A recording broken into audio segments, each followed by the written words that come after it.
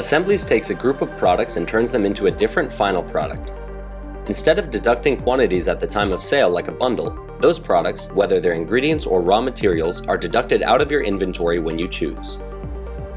In this video, we will cover using assemblies to break down a pallet of beer into smaller units. To create a new assembly, head to the drop-down menu in the top left. From there, you'll see three options: Templates, Run, and Settings. Templates are where you'll input your product to be broken down. The Run section is where you'll actually run the assembly and deduct quantity from the input product while adding to the output products. In the Settings page, you can toggle expiration for perishable assemblies.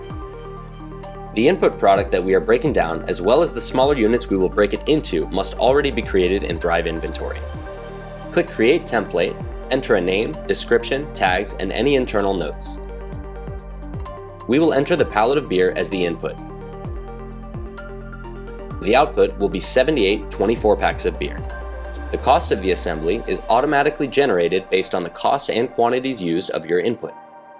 Enter any additional cost here, and note that this additional cost is factored in per unit. Hit Save in the top right when finished. Go to the Run section next to run the assembly. If I receive 2 pallets this morning, I can run the assembly twice, breaking down all those pallets into 24-packs.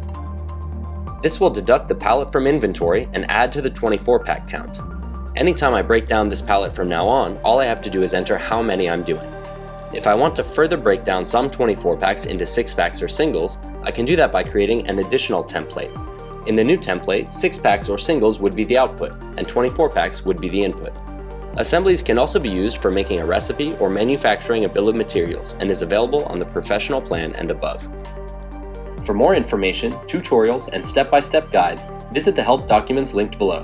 If you need additional assistance, please contact our customer care team using the chat bubble in the bottom right corner of our website.